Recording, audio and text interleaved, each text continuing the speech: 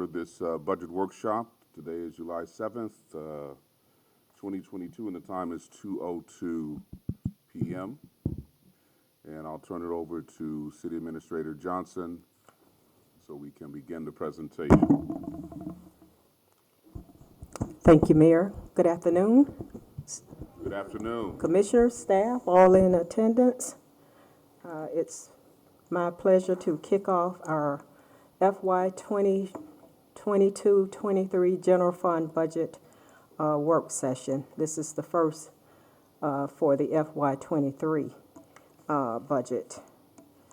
So in terms of what we're going to cover today, we're going to do an overview of our budget process for FY 23, certainly walk through the property values and the resultant property tax revenue, and then go through the operating budget with some highlights.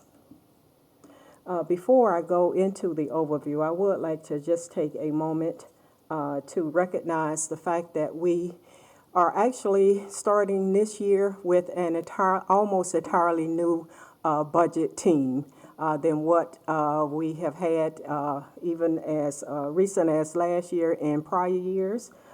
So I would just like to recognize our new Chief Financial Officer, Bridget Souffrant, who is celebrating her 5-month anniversary today. And she has been keeping count of the days. Cal Roberts has been with us for 7 years, but he has been promoted to budget manager, the position normally previously held by Linda McDermott. So Cal Roberts. And then also we have Rosanna Santana, who has been promoted to budget supervisor. She has been with us for 5 years, but she's out, so she's not joining us. Our newest member of our team, Monica Garcia. She has been with us 1 month from Kaiser University. And Generally, also, we don't applaud the budget team until after the presentation. So I'm expecting to hear some good things this morning. you will, Mayor, but the fact that they have hung in here, it deserves applause. Right, okay. But I also want to recognize Linda McDermott in her absence. For many years, she has been our budget manager, moved on to a new position related to the rescue grant. But she has provided quite a bit of historical knowledge about the organization and different budgets, so I do want to recognize her input as part of this year's process. And with that, I'm going to get the ball rolling. So the first thing I want to do is just kind of walk the board and the mayor through the timeline to date. Certainly the budget process starts right after the new year. So in February of this year, we had our budget process kickoff. And then in March, the base budgets and as well as the above base budgets were submitted from the departments. The difference between the two.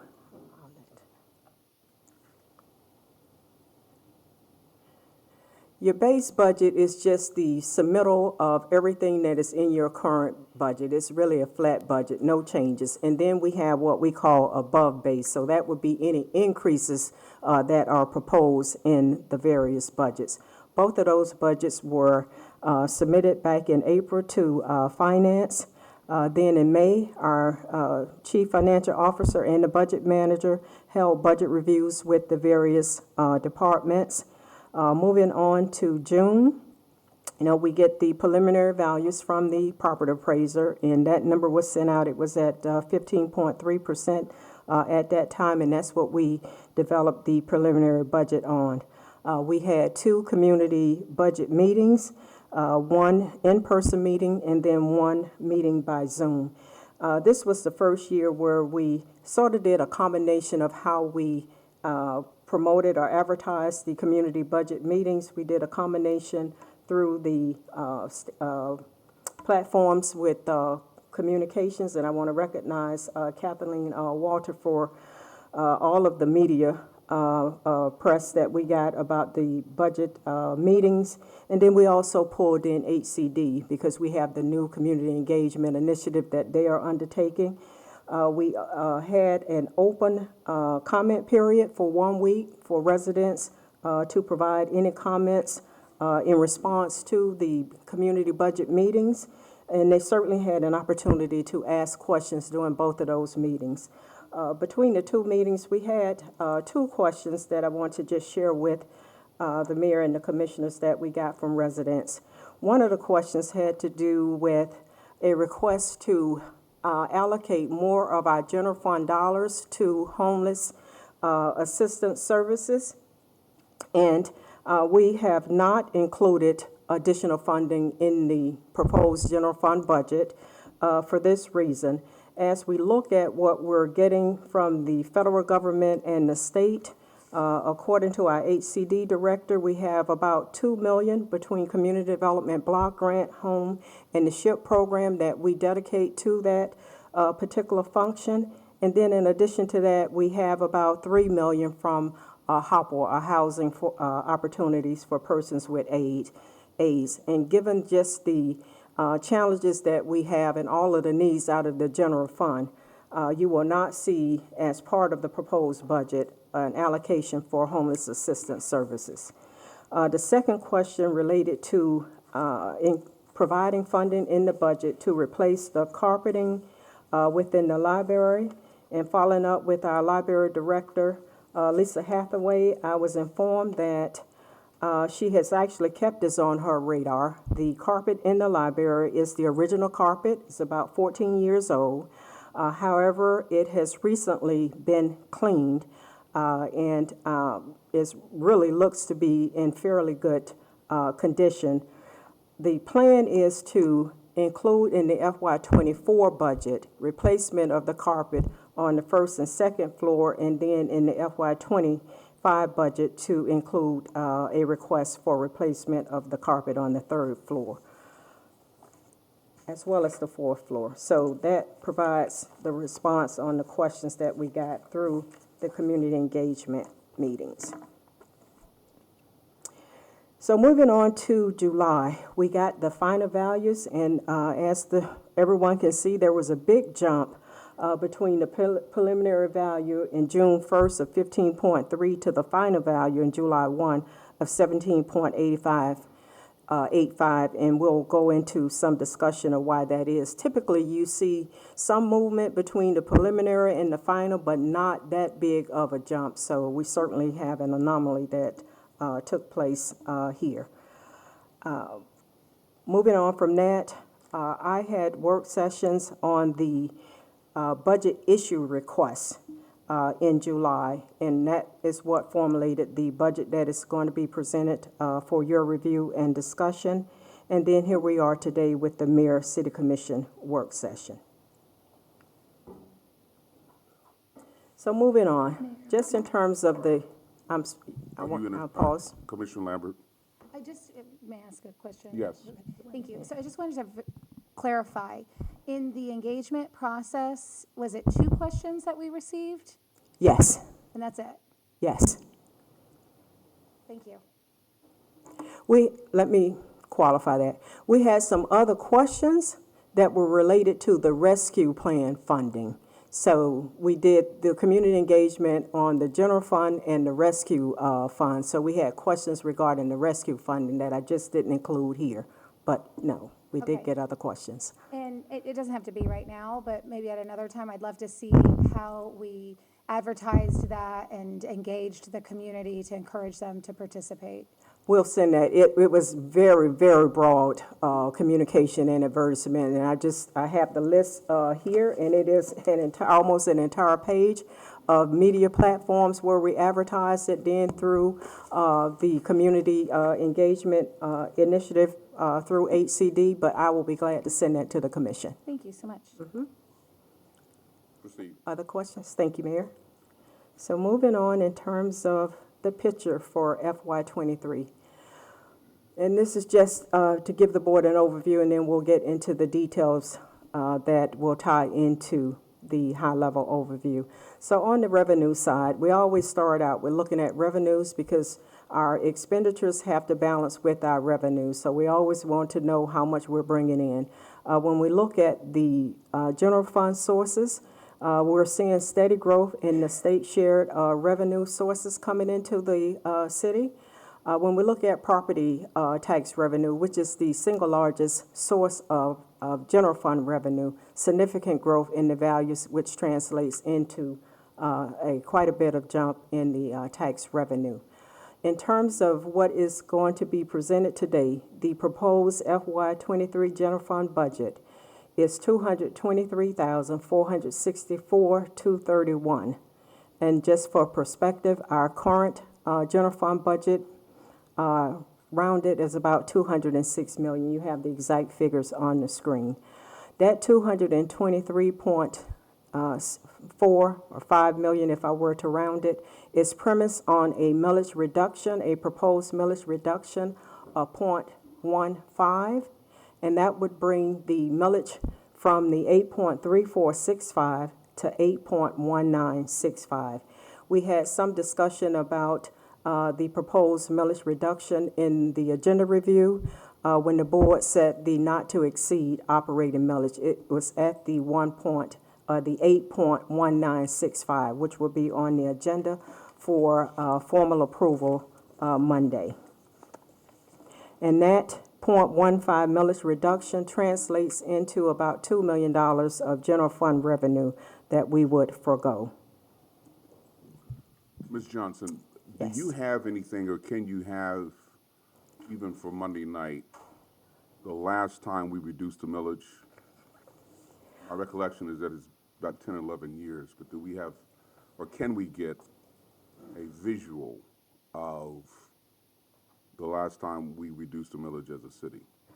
Yes, we can get that. We'll have that for Monday. But your memory is correct. We probably in fiscal year 10, we were at about 8.07. So that's the closest to the 8.19. Now, in terms of the year where we were below 8 mils, that was back in fiscal year 09, right before the economic bust. And then I think for obvious reasons, the board at that time increased the millage rate. So it was at 7.5 in FY09, and then it tapered up from 8. When did we last reduce it? Oh, last reduce it. That's a good question. I have to look at that specific date. Do you have that in, for Monday, please? Yes. Another question, Mayor? Yes. And so the 2 million reduction, is that based on where we are today, what that reduction would be, or what the values would be if we stayed at the millage rate? And because I know that even if we stay at the same millage rate, the amount that is taxed increases. Yes, because values have gone up. So the only way you wouldn't incur some sort of a increase in your taxes is that you roll the millage rate back to the rollback rate or something along that line. The 0.15 is it's a rollback from where we are now. Right now, our millage rate is the 8.3465. And so if it were left at that, then we would bring in 2 million additional revenue in taxes. But because we're proposing a 0.15 millage reduction, we're going to forego that 2 million that we normally would get if the board were to leave it at the current millage rate. Okay, so we'll forego the additional amount plus the difference? No, we're foregoing the 2 million Okay.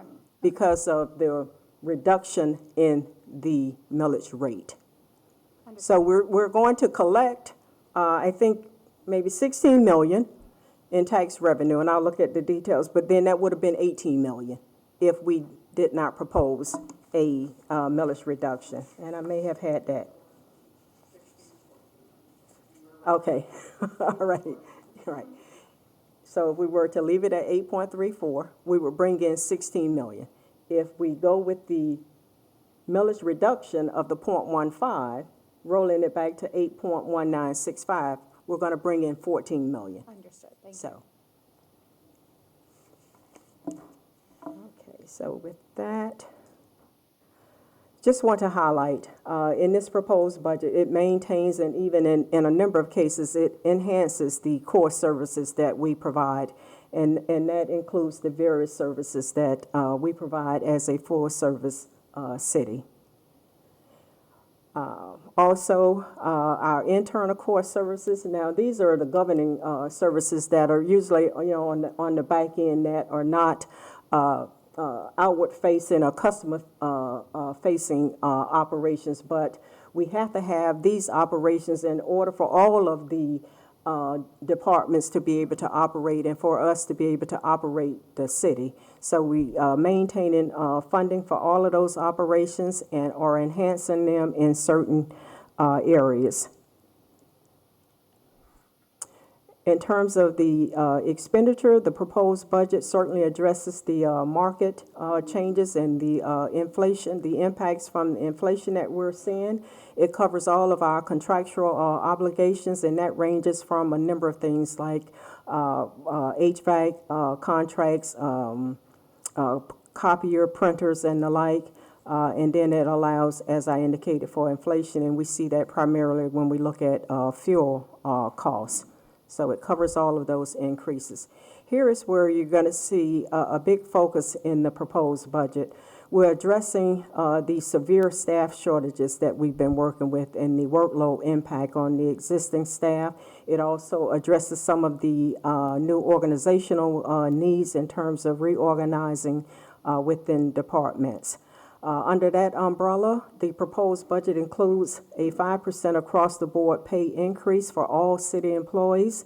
I want to highlight that a portion of this would be unprecedented in that the non-union employees in the city, even with the action that the board took recently where we gave non-union employees that differential between the 3% and the 5%, there were a group of us who were not included in that for fiscal reasons.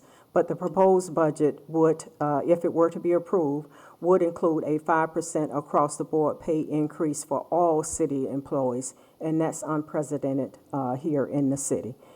It restores certain of the positions that were either cut back during the 2009 economic downturn or positions that were cut in order to balance the FY21 budget. It adds new positions just to help manage the workload. When we look at the growth of our city, that impact is felt across the city, not just with certain operations. So we're adding in a new position. It also includes reclassifying some of the existing positions, providing career progressions within certain classifications. It continues to add to the public safety overtime budget. Just to put that into context, when we were grappling with the deficit for FY21 and in the midst of trying to negotiate the two public safety contracts, the way that we were able to execute those contracts was that we had to take the overtime funding from police and fire to bring that to the table in order to find the money for the various market adjustments. We did that on the basis that incrementally we would rebuild their overtime budget at the same time that they were filling the additional positions. So hopefully that it balances out where they wouldn't need to have an extraordinary amount of overtime in their budget. But certainly there's always going to be a need for overtime. So the overtime was cut back at about $1 million each. We added to it this fiscal year, and we'll continue to incrementally build it for FY23. The proposed budget also provides for the creation of a traffic management and mobility unit, and we're still working through the details of that. That's going to be done under the leadership of Mr. Fana in terms of how it's going to be structured. But given where the commission is in terms of more mobility options here, the possibility of having a mobility impact fee, and Mr. Green has committed to making that happen. Where is he? Okay, yes. So we need to be positioned where we're going to have that focus in that area, and this budget sets that in place. Moving on, it also augments funding for infrastructure and our fleet. We know we have talked about it from time to time that we don't have a vehicle replacement plan. The board did approve about $6 million out of our first tranche with the rescue dollars for vehicle replacement, hence the word augment. So we're looking at including funding out of the general fund for vehicle replacements. The lion's share of the funding is for police vehicles so that we can meet our contractual obligations under the CBA. It requires that based on age and mileage that vehicles get replaced at a certain point. We have not been able to do that, so we're budgeting that, and then there's some additional funding for other operations that have vehicles.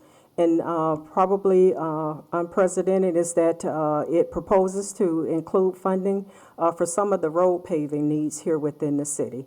We have primarily used gas tax for funding to do paving here, but the need is so vast that we're trying to make a bigger dent in being able to respond to the demand. And we'll get into some of that detail.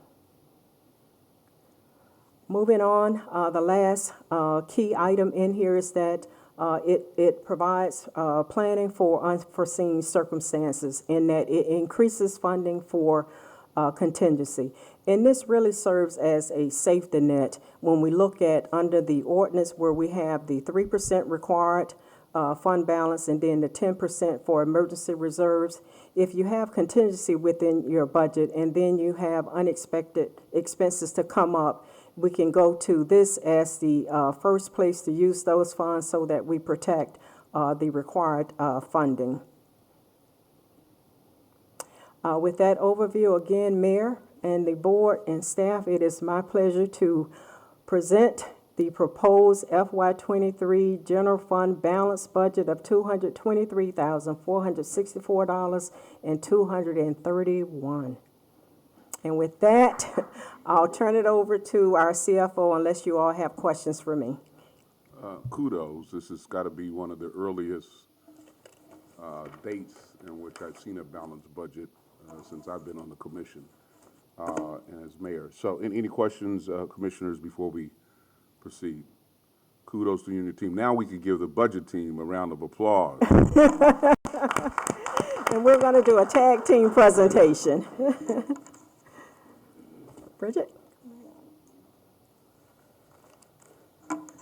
So now how did we get here, right? That's the how did we get to the balanced budget? And that story is really in the values. As you are aware, on June 1st, we receive our preliminary values from the property appraiser's office. For those of you who watched the videos for the community meetings or attended, that's what values we used to create the budget at that time, were the values from June 1st. The values that were preliminary on June 1st came in at the $17.9 billion, which is a wonderful number. That was that 15% increase that Ms. Johnson mentioned earlier. We communicated to everybody at that time that these values will most likely shift some coming into July 1st when we receive the final values. I think we all fell off our chairs when we got the email about the values for July 1. They went up to $18.3 billion. That was a 17.59% increase. $383 million in more value. Again, it stunned us at that point. We had a week and a half to take that shift in those values, which meant $3 million in additional tax revenue that we needed to figure out how else we could utilize that for the city needs, the infrastructure, and that's what is wrapped into this additional, the presentation that we have for you today.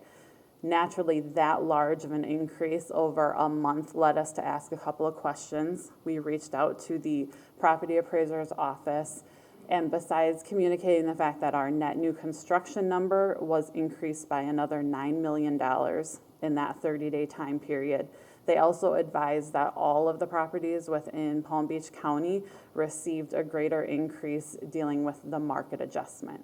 So they went back and they adjusted all the values more to your cash value or to the sales that are occurring. So we aren't the only community throughout the county that saw a larger increase here than we are used to in this 30-day time period from June 1 to July 1. But that naturally brought us back to the table for a pretty busy last couple of weeks as we adjusted the budget for you. So this chart here gives you a great, short historical perspective of our taxable values and the percentage growth each year, but also what that would look like if that millage rate stayed the same. So if you look at the second from the bottom row, that we would be bringing in that $16.3 million of new tax revenue if we kept the millage rate at $8.34. The budget that is proposed that we've been talking about is reflective of the millage reduction already. So that lower line shows you that it's $14.3 million of increased tax revenue that's reflected in the budget at that lower millage rate.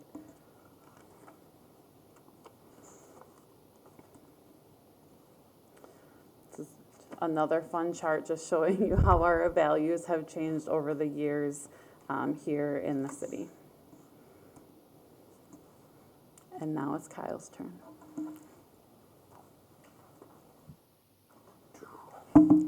Good afternoon. Good afternoon. Just give a brief overview of our revenue and expenditures along with some highlights. This first slide is a roll-up of our revenues by category. Very clear that property taxes is our largest revenue, and this increase has helped us tremendously. To this next one.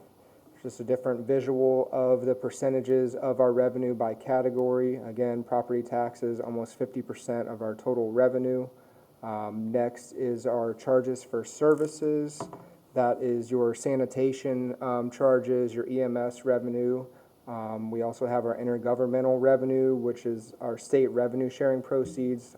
It's your half-cent sales tax, and our license and permits, which is our franchise fees, and our CST, our communication service tax revenue. Oops. And again, this is just showing the increased revenue from 22 adopted to 23 proposed. Again, the property tax revenue being the large one. We are expected to receive our final state numbers by July 15th, but based on the 22 actuals, we have built-in estimates for an increase for our half-cent sales tax as well as our state revenue proceeds, but those numbers will be finalized approximately end of next week. Similar chart, now moving on to the expenditure side. Our largest expenditure category is personnel, as is with most municipalities. Materials and services comes in next, along with our other items. Again, let's just take a look at a different visual here. 66% of our expenditures are personnel, and we're going to walk through the detail of the expenditure increases that we are looking at for proposed 23. So, and the first time I've been here in 7 years, we're able to actually tentatively approve 32.5 FTEs through the budget issue process, which has got to be a record since 2015, and it's very nice to be able to deliver good news. We also are experiencing some workers' compensation claims increases, both in premiums and in the claims. So we did build in an increase for those expenditures, as well as the health insurance premiums that have been increasing.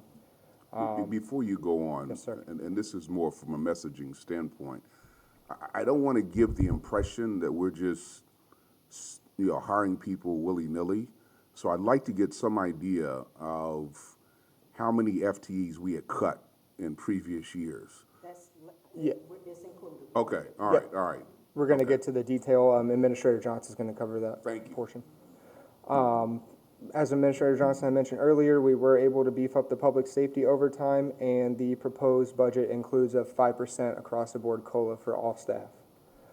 Materials and services, we did experience some increases there. We've had some contractual obligations. We were able to restore a portion of the travel and training budget that we had cut in prior years. Let's see.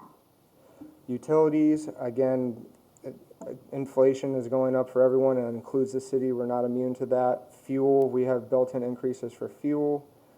We were able to reestablish the library book budget for 23 that has been cut many years in a row. And as Administrator Johnson had mentioned earlier, we have built in additional funding for vehicle replacement. And our internal service fund charge has gone up in the general fund. This is sole majority based on the general liability coverage, as well as the claims increasing, similar to workers' compensation. And the equipment maintenance for the city's fleet is increasing. Part of this is due to just an increased cost of parts. The supply chain demand, everything has just been going up, as well as some of the vehicles that are aging have become more expensive to maintain. And lastly, which is good news, we were able to increase our contingency by $1.2 million for proposed 23. And with that, we will take a more detailed look at the workers' compensation and general liability claims history. I feel like we need a baton.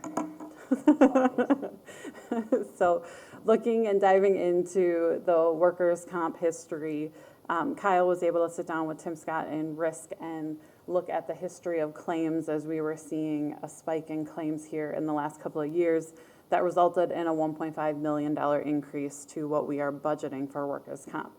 You see on this slide, the green line is what we budgeted over the last couple of years, and the red or burgundy is where claims have actually come in, which is why we are increasing items in the budget. What is driving those claims? We've seen approximately a 19% increase in premiums over from 21 to 22. We have seen in that time period an increase in public safety, heart, lung, and PTSD workers' comp claims. Those can be difficult to navigate in the workers' comp world, and thus the liability has increased. And naturally, it's difficult with workers' comp to budget in general, right? You're always reactive. You never know what claims are really going to come forward. So this is our analysis that we've done and some of the trends where we're looking and coming to you saying, we need to increase this budget. Additionally, with the legislation that passed in 2021, COVID is now one of those items that can be considered a workers' comp claim. There's a slew of things that you need to meet to make sure that it was actually a workers' comp item, but we are seeing an increase as it relates to that. And then there's an internal process where we're working through closing out some of our older claims that tend to be larger. By reducing that liability, naturally we're paying out a sum of money, but we're also relieving that liability off the books long term by coming to that settlement. So shifting into the general liability increase that Kyle mentioned, this liability here increased roughly $700,000 in the budget. Again, your green is your budget and your red is where the claims have been historically. When we look at general liability, those premiums increased about 13% over FY21. While we have seen a decrease in those liability claims overall, the severity of the claims have gotten worse, and that's why we are sitting here having this conversation. The police-related auto accident claims, that has been the single largest increase that we have seen. Your bodily injury costs that come hand in hand with those auto accidents have increased, and then your slip, trip, and falls have also increased relative to the sidewalk pavers and some of the decorative items that we see that are beautiful for the community, but unfortunately they can create a liability for the city, and we are seeing some of that in the claims. And with that, I toss the baton back to Ms. Johnson. Any questions, commissioners? Commissioner Ward? This may be simplistic, but how do you cover, I mean, obviously, we're never budgeting enough for some of these claims, so where is that coming from? So we typically have fund balance where we are charging the departments based off of the estimate. We do have in the workers' comp where we are currently at a deficit fund balance for workers' comp right now. So after we shape the 23 budget, we'll be sitting down with administration and having that conversation of, do we choose to work through any of these one-time revenues that we have coming in, or going into the FY24 budget, do we increase what we bill the departments even more to build back that base that we have? When you're self-insured, like we are with our claims, we have to make sure that we have a base in the system and have that fund balance. Right now, on a functional accounting basis, the general fund is ultimately covering for that component right now. Commissioner Lambert? Thank you. You mentioned looking at trends. Can you speak a little bit more specifically, like how we compare nationally or locally as to this trend? So unfortunately, I can't speak in detail about that. When I say trends, I'm thinking in within our own books, in our own claim history. I would say everybody is dealing with the COVID part of it, or that's something that has hit many communities. Even in my own history prior to arriving here, we've seen the increase in claims. That's information that we can ask risk and gather for you. Thank you. Any other questions? Okay, proceed.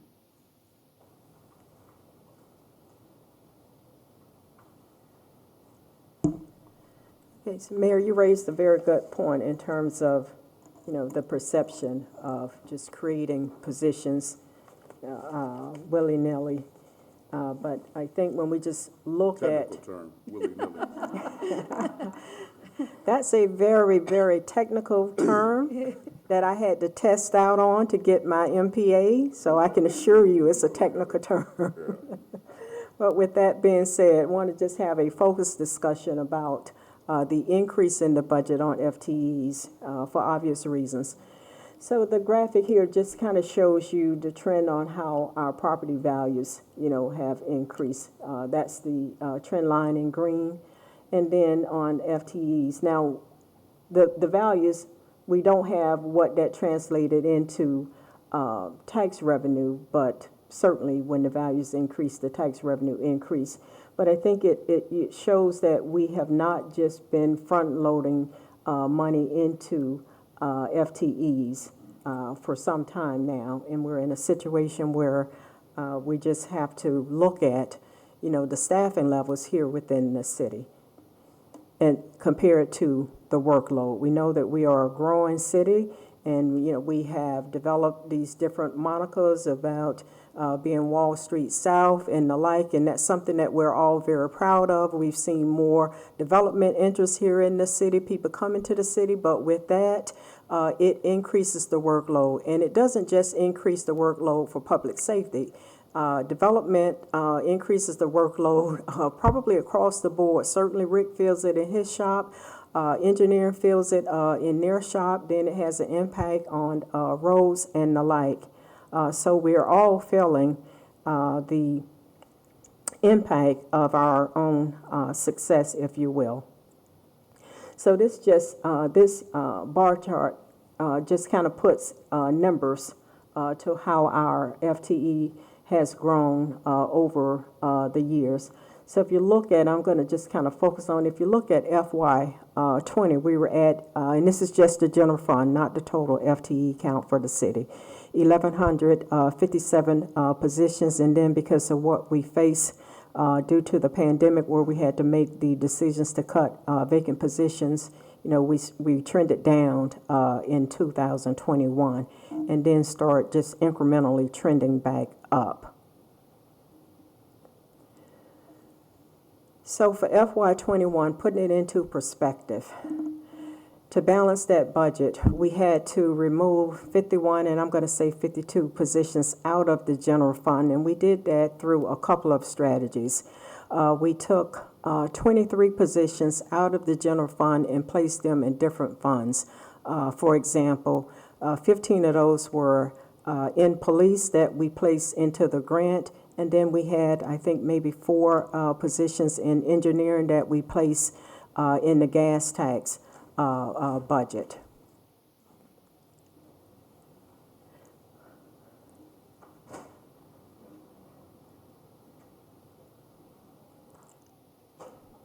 So then that left the number of positions that we actually cut to balance the FY21 budget, and that's that 28.75. In terms of restoration of those positions for this current fiscal year, FY22, we restored 3 positions, and then 8.5 positions are proposed to be restored as part of what's in the FY23 budget. When you look at this, what it doesn't show is that in FY20, and for some time now, from a position standpoint, we were operating, from my perspective, with a deficit. Because for the FY09 economic recession, on the non-public safety side of our equation, about 100 positions were cut, and those positions were never restored.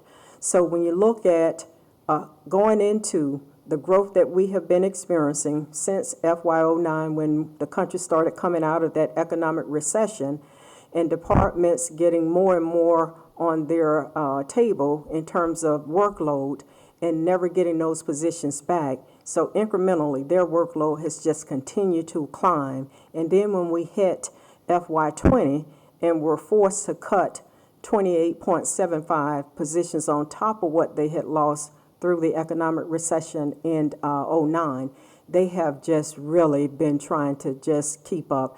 And they've been doing that to their credit, and I want to recognize the staff for doing that. They have been doing that. A lot of the staff just work way beyond 40-hour work week.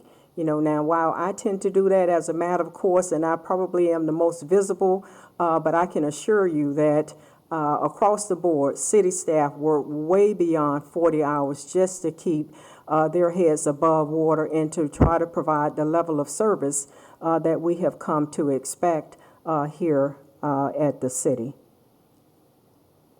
So just by looking into perspective of how the proposed positions translate by departments, we had 34 and a half new requests.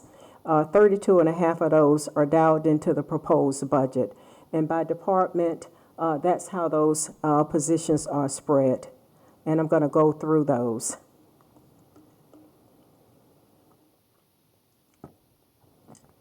Oh, it's probably, I don't know if that's harder to see. Hopefully you can see that. The print is sort of small. No, can't. You can't? Mayor, thank you for saying that so graciously. Okay, so moving backwards, I think I can still walk you through that. I'll just pull, if you bear with me for a moment, I'll pull my copy because it's close to me.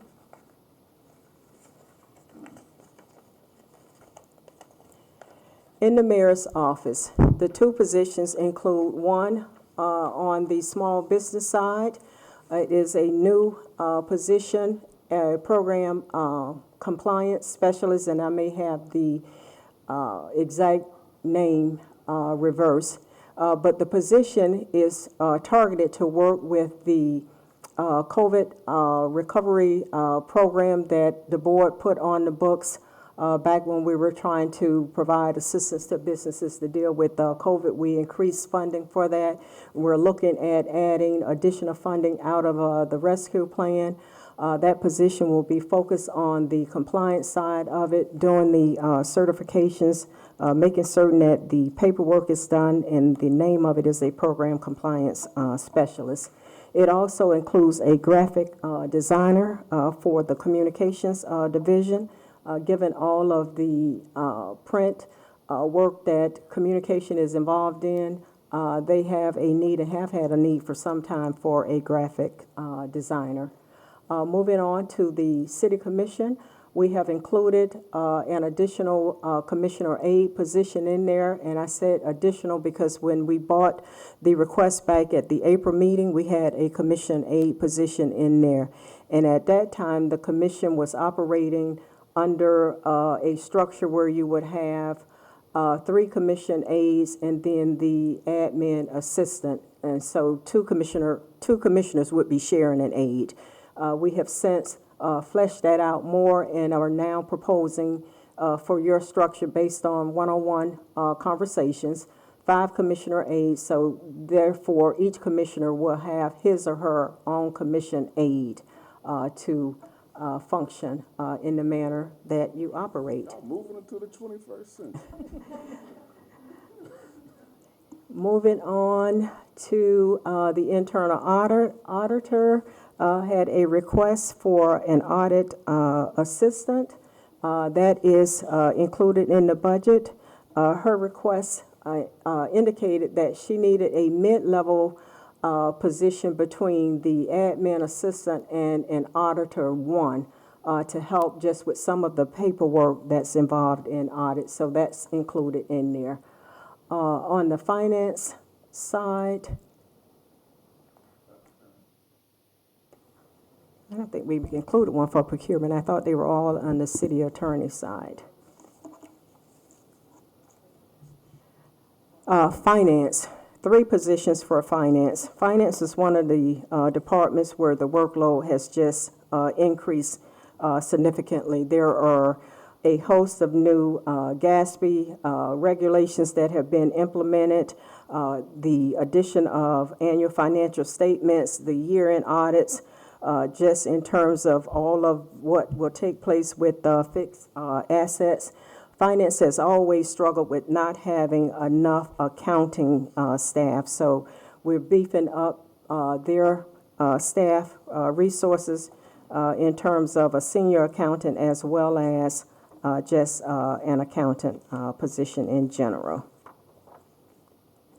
Moving on to, what is that? I'm going to come back to support services because they're really part of public works now. Human resources. I thought human resources was all a reclass. 2 positions there. Bear with me because my paperwork is out of order. Bridget, you all want to come up and, yeah, you come up. We're doing the team presentation, so you all can come and help me out. There was an HR analyst added for human resources. Okay. All right. It's hard for me to follow that and looking backwards here. All right, so let's move on to city attorney. Yeah, with city attorney, the city attorney's operation in terms of the workload has, like most other departments, has increased significantly with all of the new development, particularly on city properties. We had 8111, you got the golf course that brought about new legal work that they were involved in. They certainly have additional work related to the procurement function, additional work related to the rescue grant. So we're proposing a senior city attorney as well as a senior legal assistant for the city attorney's office. Kimberly, did I get that right? You did. Okay, very good. Moving on to police. You have police? So we have a dispatcher. Can you speak in the microphone? Sorry. Yes. We have a telecommunications shift supervisor, police records specialist, 2 police officers, offset by the reduction of the assistant chief of police. That is what I have on my Yes. list. Okay. And with police, when the mayor consolidated code enforcement with police to provide the supervision for the code enforcement operation based on how Chief Adderley structured it, I think it was a north end and a south end. He needed 2 sergeants to oversee both of those segments here in code enforcement. we could not absorb 2 sergeants in the FY21 budget. So the chief took 2 vacant police officer positions, upgraded them to sergeants on the basis that we would restore the 2 officer positions that were reclassed, and that's what this proposal does. It gives them back those 2 positions in addition to the other positions that they need in terms of the telecommunication. I think they are struggling with a situation where they have 3 telecommunicator supervisors, but because of workload and vacation times, you have the supervisors actually having to work extraordinary hours working on the floor, so this will help balance out that workload. Moving on to fire. We have an operations captain in emergency management, division chief in hazmat grants, and assistant fire marshal in prevention.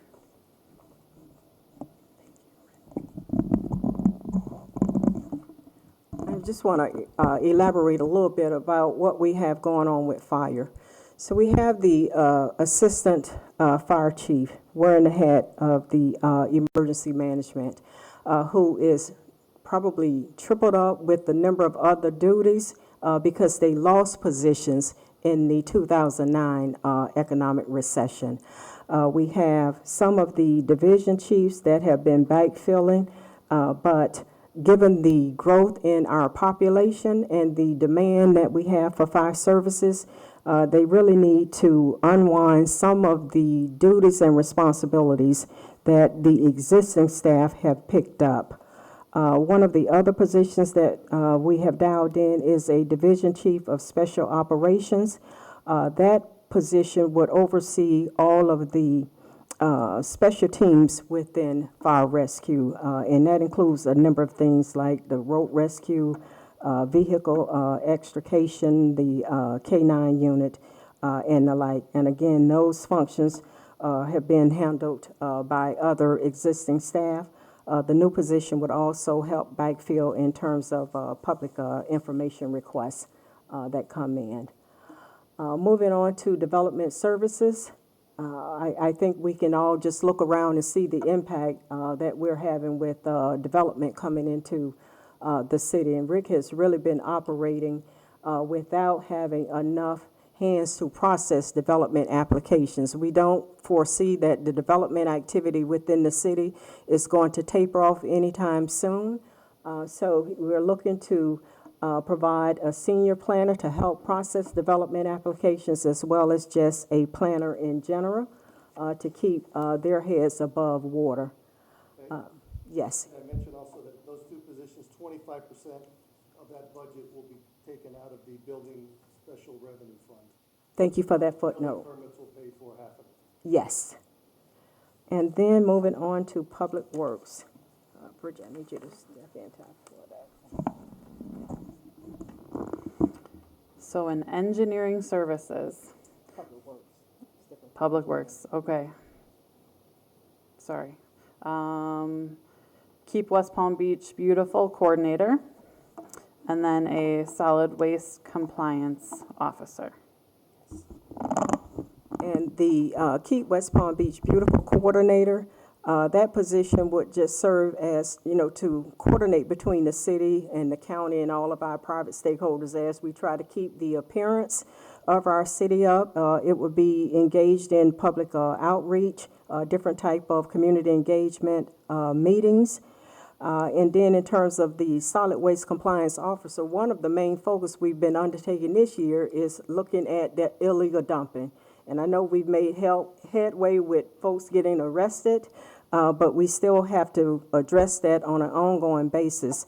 So there is a need to have an additional compliance officer that will be coordinating with the police department. We've installed the cameras, so we need to have someone managing all of that, and it will help with that workload. Library, reinstating the assistant library director position. That was one of the cuts that was made. The library has just grown in terms of demand and services, and Ms. Hathaway has been filling in. in a number of other areas. So this would allow her to just function on the overall programming for the library and get a second in command on board. Parks and Rec is looking at reinstating some of the on-call and lifeguard positions that they have had and lost at one point. Let's see, who did I miss? Engineering. I want to focus on engineering because they have 5 positions dialed in for engineering. You know, one of the areas that we just get continuous complaints about with engineering, just not having enough hands to process the right-of-way permits. We've seen a great increase in those in terms of and Amanda corrected me before to not just say speed humps because there are other types of measures that we Traffic put calming in. devices. Yes.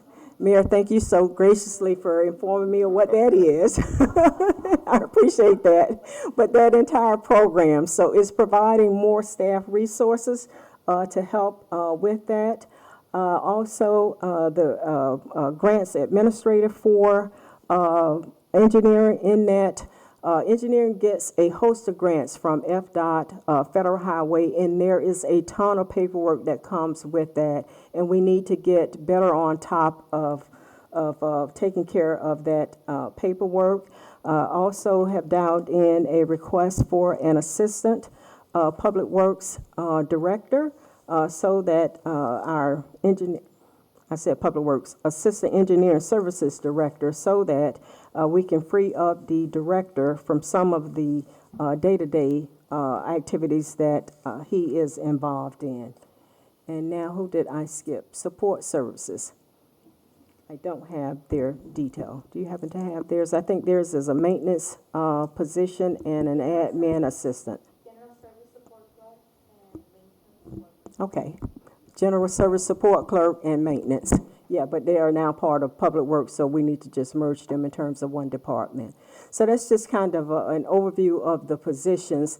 A number of these positions are positions that were cut between the 2009 economic recession and then the vacant positions in 21, and then new positions to better address the current workload and needs within the departments. And I do want to just close on that to stress why it's critically important to address the workload needs within our organization. We, like a number of cities, are struggling with the current market in terms of recruitment. But one of the things that we're experiencing here is that we are losing employees to other organizations for the same amount of money just so that they can get a balanced workload. And that's not a situation that we want to have, employees who just can't work the 60 hours, that they have been doing. So we're trying to balance that out so that we can retain the valuable employees that we have. And with that, I'll pause here for any discussion on FTEs. And Ms. Johnson, you might also want to, I think the city, like other companies, both in public and private sector, was a victim of what they call the Great Resignation, right? We had a number of employees just leave for a variety of reasons. Yes. So we were playing catch up there. And throughout the year, we at administration have had to deal with the increased workload because of activity in our city with the decreased staff. And it has been a tremendous burden on, and listen, kudos to the staff that were here that were keeping their heads, scrambling to keep their heads above water. We have I'm biased, but I like to say it, we have the best city workers in the nation here at West Palm Beach. But, it was a challenge. And so this boost to the budget has come at a good time because it's helped put more money in those employees' pockets, which is that they sorely deserve. And it's also helping us become more competitive in the workforce. If I'm losing people to Boynton Beach and Riviera Beach, then shame on West Palm Beach. But, we'll move beyond that. Hopefully that won't be happening too many times in the future. Commissioner Lambert, and then President Fox. Thank you. I just want to say thank you so much to the team for, I really feel heard on a lot of the issues that we've been bringing up time and time again that are the consistent concerns of our residents and the community, specifically to the number of staff being able to respond. I've heard so much lately that staff is really great about, responding and meeting residents, but that then the answer is, well, we don't have the capacity to take on that project. So that's one area. The second is in traffic calming and traffic management. I'd love to hear more at the right time, more about this mobility unit. I think that is something that as we continue to grow, we need to continue to focus on. Public safety, of course, and then this Keep Palm Beach Beautiful coordinator position. I think we're hearing, again, as we continue to grow, unfortunately, there's just more and more trash that comes with more people. So just thank you for that, and for the focus on our employees, not just in the number of employees that we have, but also, as you mentioned in your opening statement, the 5% increase across the board. I think that goes a long way for retention and recruitment. Had a quick question on the previous slide. I just want to make sure I understand, in the commission office, very happy that we're going to now have a commission aide to each serve each of the districts, and I think that will be really helpful for getting timely answers to our residents. It says we moved from 7 to 8, and I thought it was 5, and I just don't know if there's other employees who I haven't met. That probably is a typo, no? We Because went it's only budget five. to budget, so we know that there was the April resolution that went forward. We couldn't reflect, we were trying to give you a standard picture in time from the FY '22 budget to the FY '23 budget. So that isn't necessarily reflective of what's happening or happened in that resolution that you saw in April, right?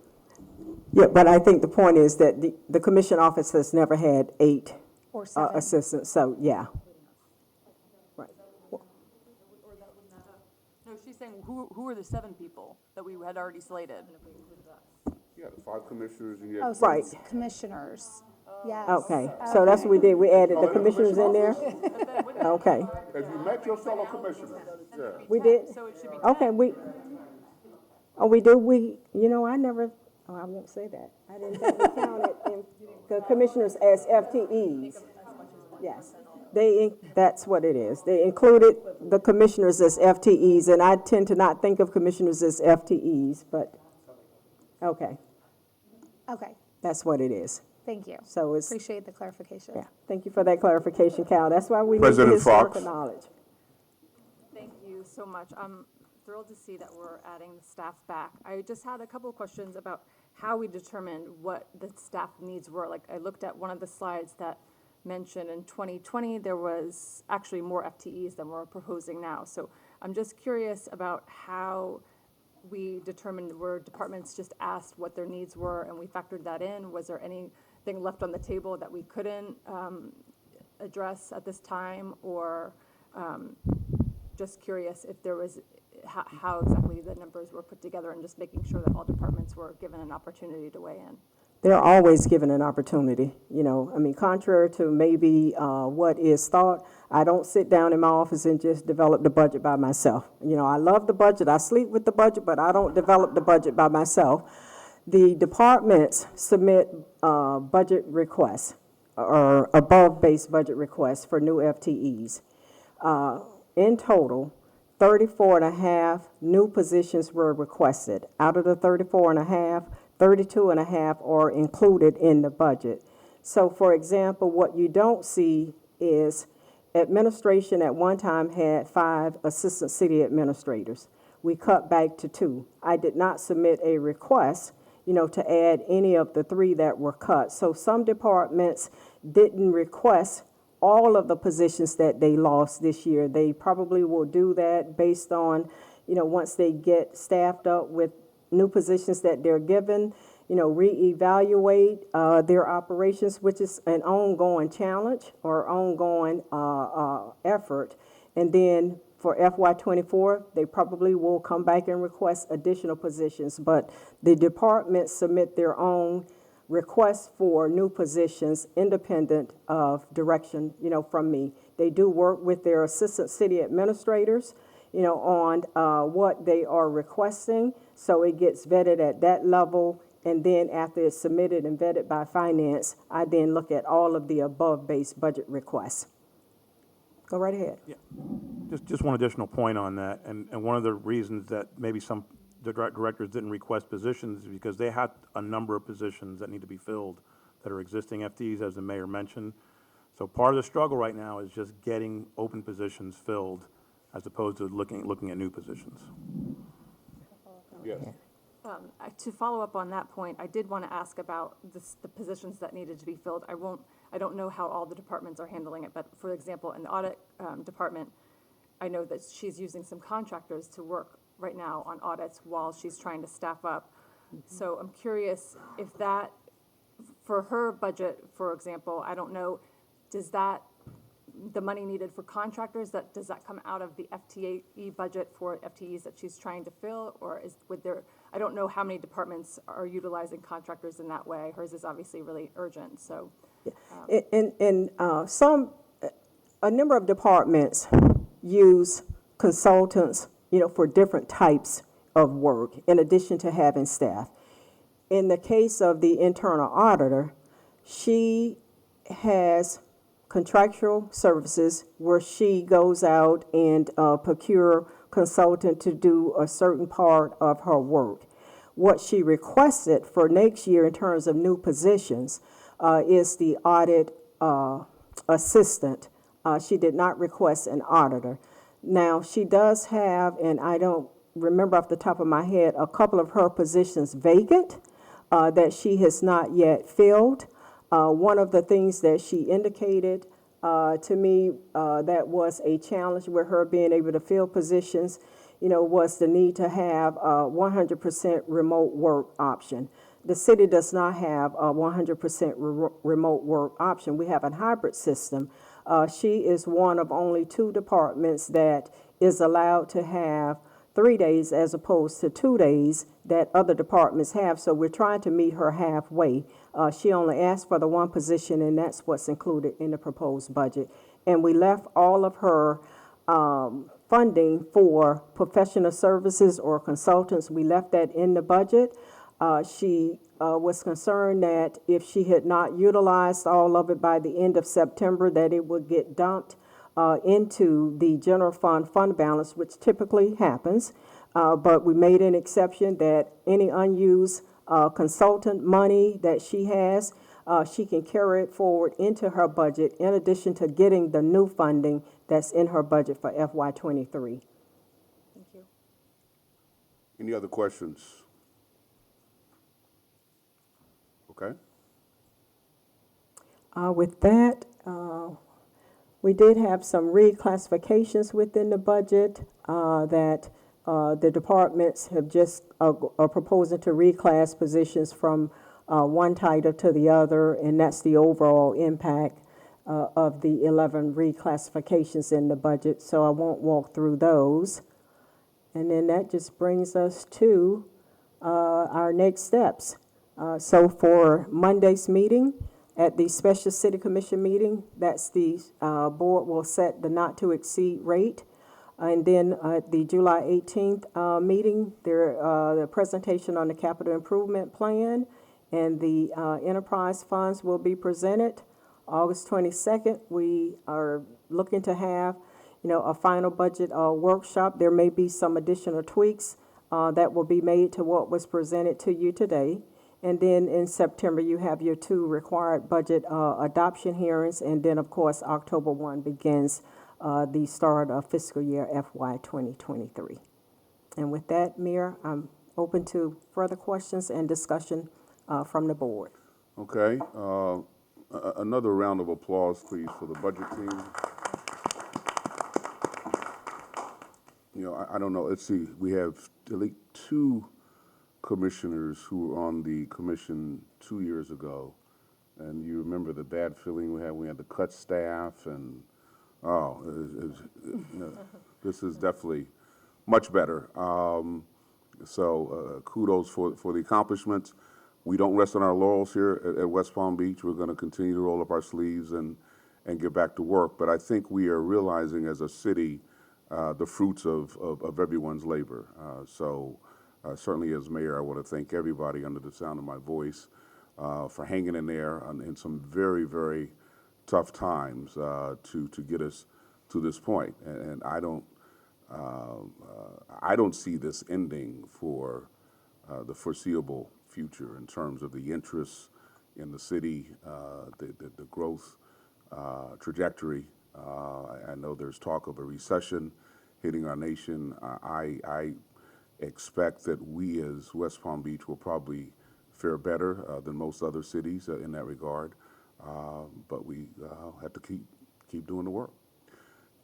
Questions, comments, commissioners? Commissioner Lambert. Thank you so much. First of all, I just want to say I really appreciate this new format. I'm not sure I could really pinpoint what was different between previous years and this year's, but it was a very high-level overview that kind of showed us where the changes were, and I just really appreciated that. It helped me to understand it from the perspective that I need to make decisions on.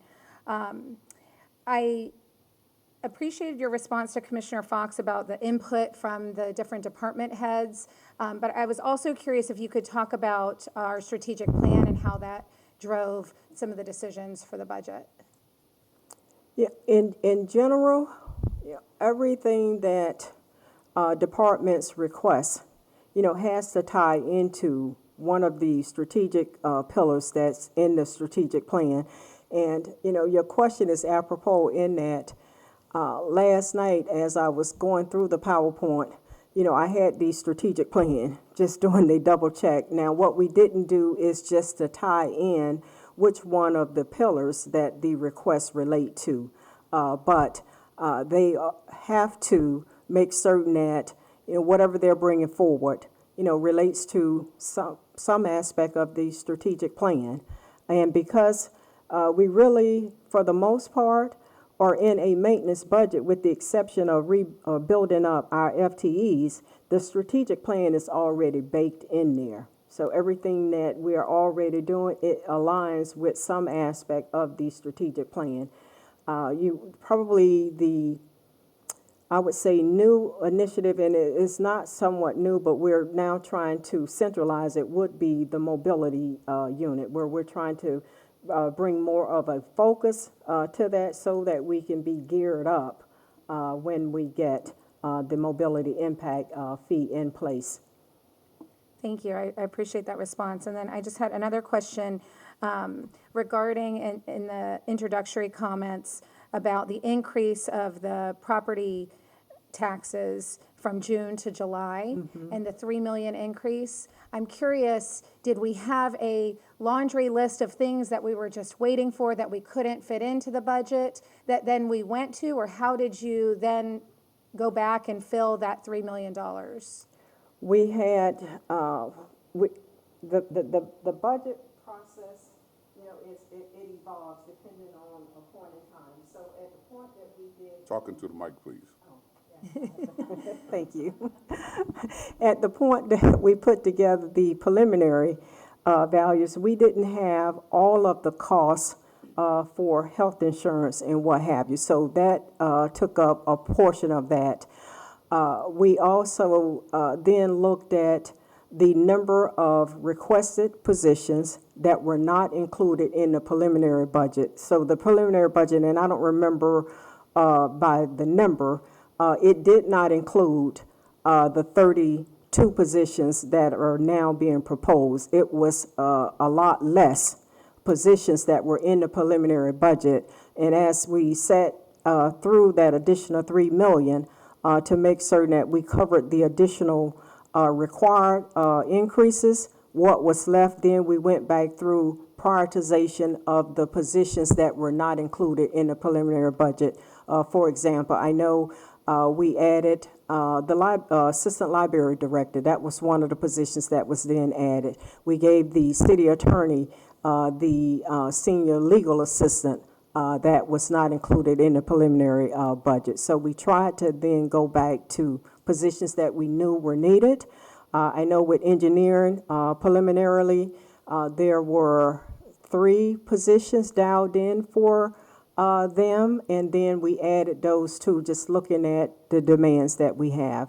And then also for communications, they've been grappling with the need for a graphics designer. That was not in the preliminary budget. So those are just off the top of my head, things that we added back in. Thank you. Any other questions? Oh, okay. My CFO just reminded me that we then took $1 million of that $3 million to put in the budget for paving of the roads, because that was a critical need that we just needed, additional funding. And in discussing the needs with the mayor, he said dial it in. So that was a big chunk of the $3 million. Thank you. Why are we meeting in Flagler Galley for this? How did that come up? That was done by the city administrator.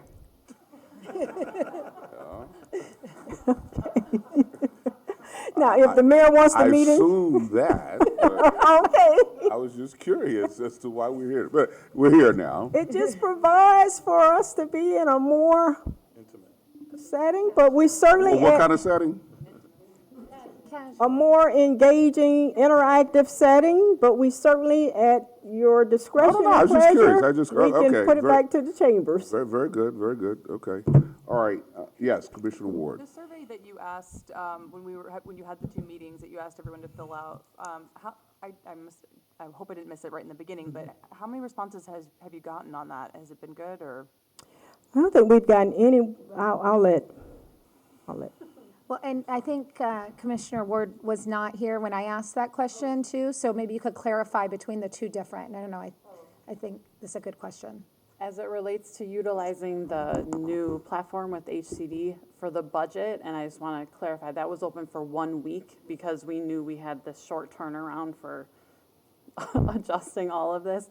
For the budget, we received 0 responses through the platform. Ms. Johnson can cover the conversation that was had in the 2 public meetings where we received some requests. The American Rescue Plan Act is a separate one that is still open through the end of July. And to be honest, I have the information from HCD. I have chosen to prioritize and not review it until after this meeting. So we have received a handful of requests from that one so far, but that one's open through the end of the month. And that's actually the one I was referencing, and are we gonna be going over that once it closes on the data and everything? Okay. Yeah, I think it's important to note that it's not unusual that you just don't get a big response in these budget meetings. I mean, that's been the history. I talked to my colleagues in other cities, and it's the same thing. So for those of you who are new, it's not unusual that we get a very small response.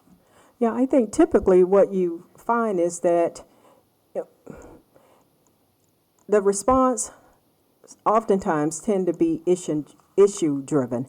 So if we go back to FY20, when we were developing the FY21 budget, because that proposed budget included a 30% cut to library and parks and rec, it drew out constituents that, supported library, didn't want to see that level of reduction. It drew out the constituency base for parks and recreation that felt a 30% reduction was just too high of a reduction.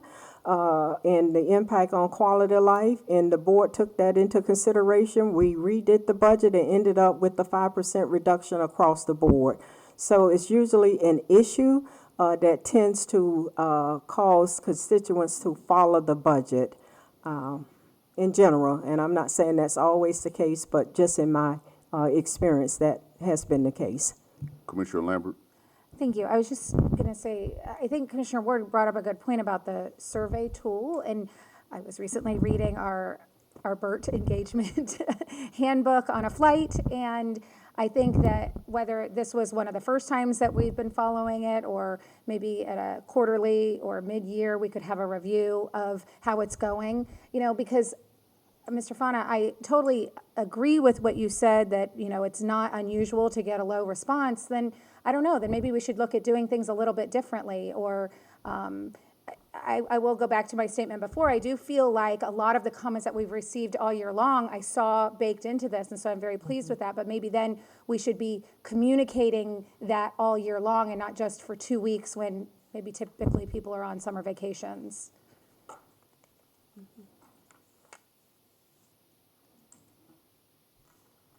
Any other comments? Okay, hearing none, this meeting is adjourned. Thank you all very much. Thank you.